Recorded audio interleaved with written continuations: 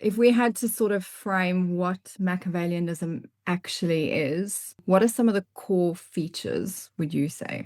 And I think sometimes it's helpful to contrast it Mm. to the other elements that we've looked at in the dark triad. So where narcissism might be quite loud and quite noticeable, psychopathy might be more reckless or impulsive.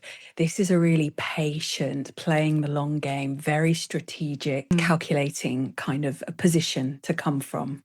Yeah, and it's quite focused on strategic manipulation, but quite a lot of emotional detachment. And the morality is quite flexible for people that have Machiavellian type traits. They're kind of not impulsive, they're not emotional, not loud, but their morals are very much focused on achieving their outcome.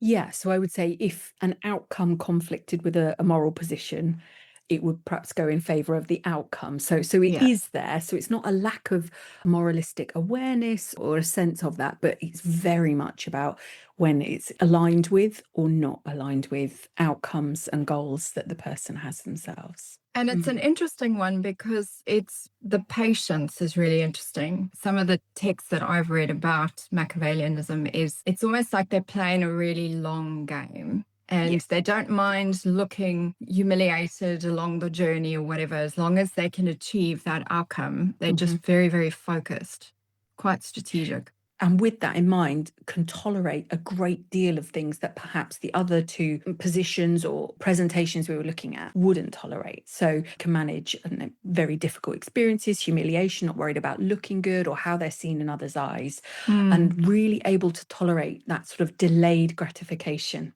yeah, So can really sit and be very patient if something is working towards the ultimate long-term goal.